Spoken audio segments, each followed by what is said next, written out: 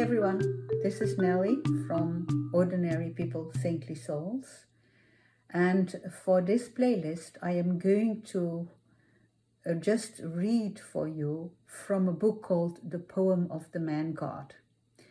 This is a series of visions that were shown to an Italian mystic called Maria Valtorta. She lived from 1897 till 1961, and from the time she was bedridden, from 1934 until the time of her death, she had regular visions of Christ and also of the Virgin Mary. And in between she had visions of an angel, and she wrote all she saw down. The Poem of the Man God started on Good Friday, April 23rd of 1943, when Jesus appeared to her and said that she was going to see all kinds of scenes from the Bible that told basically the entire story of Jesus' life. And in total, this is over 2,000 pages. So if you would replace the New Testament with that, that would be a very hefty work. But as far as I've noticed, since I've gotten to know this work, it has been translated in more and more languages, and people across the world are reading it. And many of them benefit from understanding the broader picture of what exactly happened, because sometimes Jesus says things in the New Testament that sound a bit cryptic, because all we see or all we read is what the apostle who was writing that book of the New Testament happened to remember. So for this series, I wanted to read scenes that were surrounding the birth of Jesus. And I will start, maybe for those of you who know the Bible, I will start on page 74 of the first book, where Mary is coming back from a visit to her cousin Elizabeth, after Elizabeth gave birth to her son John, who we later know as John the Baptist. In the meantime, Mary has become visibly pregnant, and she is not married yet. However, she is kind of engaged to Joseph, and Joseph is very suspicious and thinks that she was cheating on him, so to speak, or having sex before marriage, which in those days had as punishment the stoning of a woman. And so on page 74, section 26 is called Mary of Nazareth Clarifies the Matter with Joseph. But before I read that, I just want to tell you quickly that sometimes I will skip a few lines where Maria Valtorta reflects on her own situation, like, oh, I was feeling very tired, or I didn't sleep last night, I have terrible headache. And often after she sees a scene, in this section at least, the Virgin Mary appears to her and gives an explanation of what she actually has been seeing. Now, as you can see, I don't show myself, but I thought instead I will show you every time I read a part of this book. I will show you a picture of the birth of Christ or the Virgin Mary. This is an icon that was created in Egypt by an Orthodox Coptic Christian from Egypt. And you can see here Saint Joseph sitting next to his wife Mary, who has just given birth. And I will show you the entire icon now. As you can see, they are receiving the light of the star that guided the three wise men. And you see the angels that are in the heaven singing the Gloria. And in the back, you see the shepherds that also feature prominently in this part of what Maria Valtorta saw. So now I'm just going to read. I see the little orchard in Nazareth. Mary is spinning in the shade of a very thick apple tree, overloaded with apples, which begin to redden and are so rosy and round that they look like so many cheeks of children. But Mary is not rosy at all.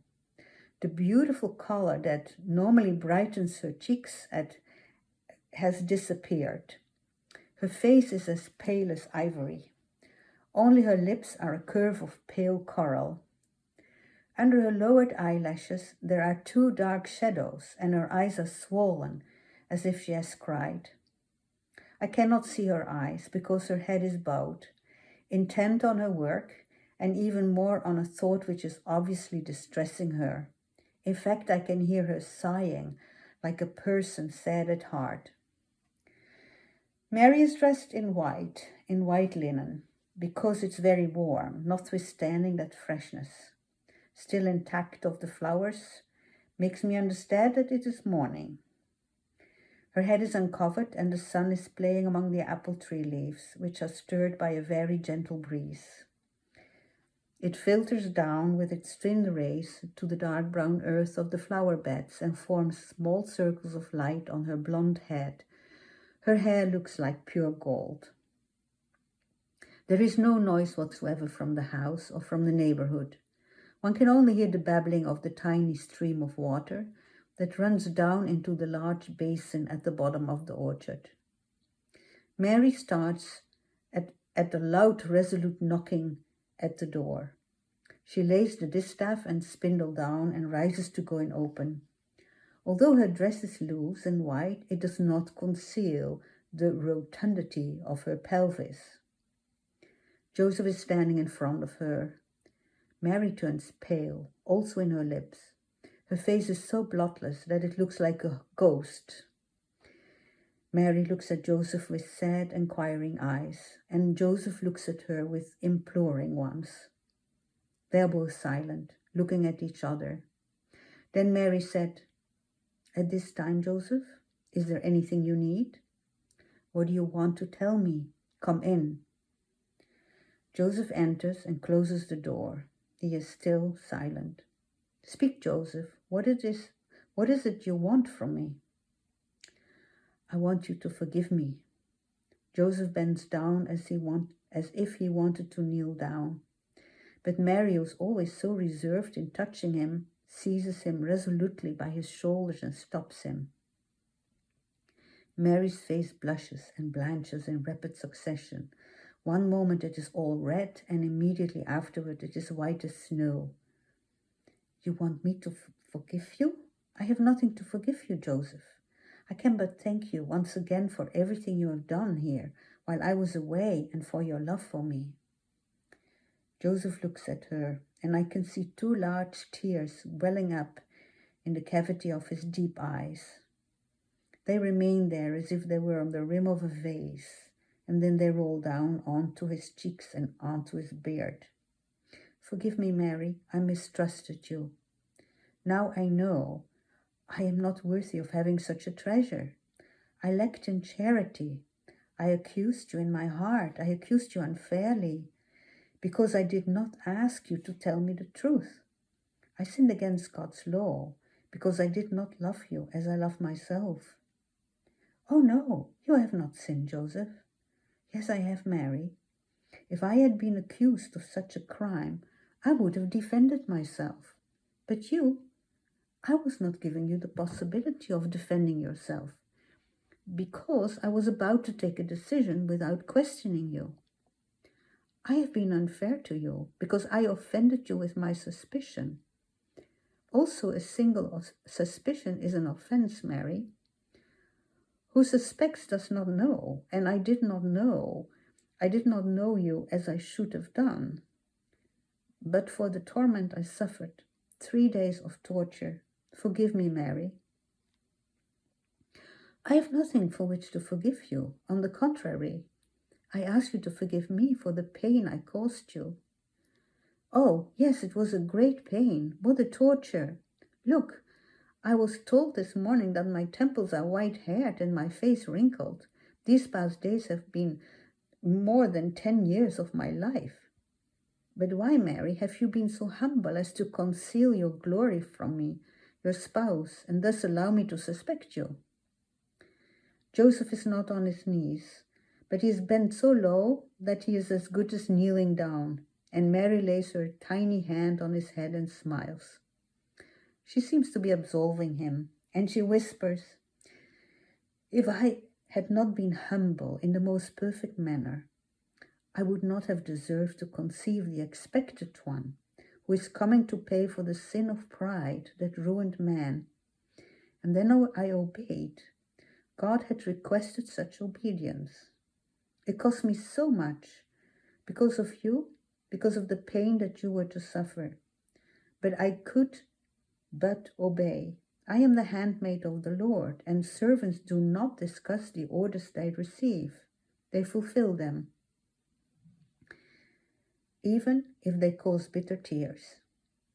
Mary weeps quietly while speaking, so quietly that Joseph, bent down as he is, does not notice it until a tear falls on the floor. He then lifts his head, and it is the first time I see him do this. He presses Mary's little hands in his dark, strong ones, and he kisses the tips of the rosy, slender fingers that protrude like fresh buds of a peach tree from the circle formed by his own hands. "Now we shall arrange for," Joseph doesn't say anything else, but he looks at Mary's body, and she becomes purple and sits suddenly to avoid her figure being exposed to eyes watching her. "We shall have to make haste. I will come here. We will complete the wedding next week. Is that all right?" "Whatever you do is all right, Joseph. You are the head of the family. I am your servant." "No, I am your servant. I am the happy servant of the Lord, who is growing in your womb. You are blessed among all the women of Israel. This evening I will warn my relatives. And after, when I'm here, we will work to prepare everything to receive. Oh, how can I receive God in my house? God in my arms? I will die of joy. I will never dare touch him. I will never be able." "You will be able, as I will, by the grace of God." "But you are. I am just a poor man, the poorest of God's children." Jesus is coming to us, poor people, to make us rich in God. He is coming to us too, because we are the poorest, and we admit it. Rejoice, Joseph. The house of David has the king long waited for, and our hour will become more splendid than Solomon's palace, because heaven will be here, and we shall share with God the secret of peace that man will be acquainted with later. He will grow among us. Our arms will be the cradle for the Redeemer, and our work will procure bread for him. Oh, Joseph, we will hear the voice of God calling us, "Father, Mother." Oh, Mary cries with joy, such happy tears. And Joseph, who is now kneeling at her feet, is weeping, with his head almost hidden in Mary's white dress, which falls in folds onto the plain pavement of the room. The vision ends here. So when Joseph picked up Mary from Elizabeth to bring her back to her home in Nazareth, that is when he saw that she was pregnant. And that is what has thrown him in this time of distress when he didn't know what to think. And in the Bible, in the New Testament, it does then say that an angel visited Joseph and explained to him what was happening. So now I'm going on to the comments that the Virgin Mary gave to Maria Valtorta.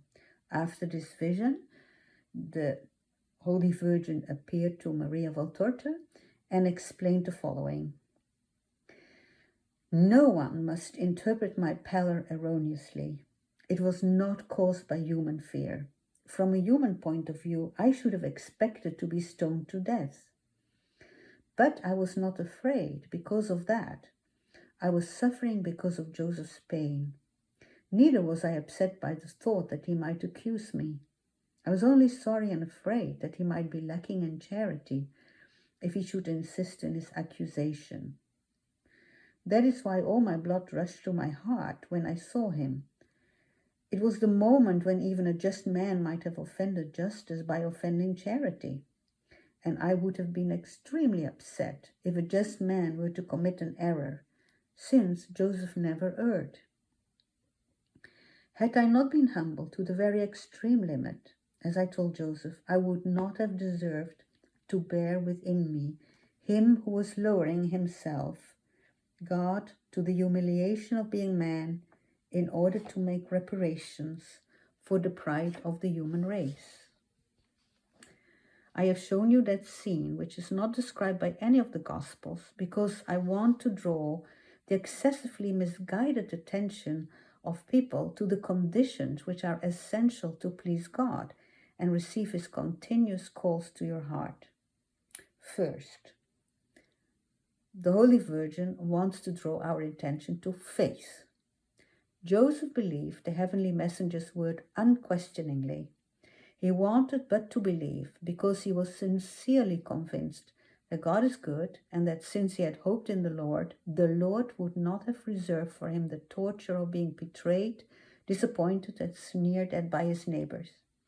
He asked for nothing but to believe in me because, being honest, it was painful for him to think that other people were not honest. He lived according to the law, and the law says, love your neighbor as you love yourself.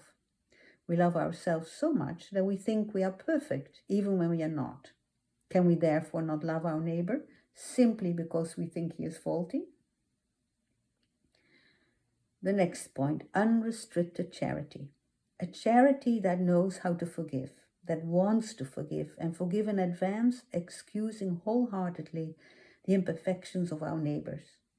It is necessary to forgive immediately, accepting ever extenuating circumstances. Third point, humility, as unrestricted as charity. You must admit that you can be faulty even in simple thoughts, and you must not be so proud as to refuse to say, I made a mistake, because such pride would be more harmful than the previous fault. Everybody makes mistakes, with the exception of God, who can say, I'm never wrong. And there is a more difficult humility, the one that knows how to keep silent about God's wonderful things in us when it is not necessary to proclaim them for His glory, so that we might not discourage our neighbor who has not received such special gifts from God. If he wants, only if he wants, God reveals Himself in His servant. Elizabeth saw me for what I was. My spouse knew me for what I was, when it was time for him to know. So leave to the Lord the care of proclaiming you His servants. He is anxious to do so because every creature that rises to a particular mission is a new glory, which is added to His infinite glory, and is a witness of what man is, as God wanted him to be, a lesser perfection that reflects its author. Remain in shadow and silence, you who are beloved by grace, so that you may hear the only words of life that you may deserve to have on you and in you, the sun that shines eternally.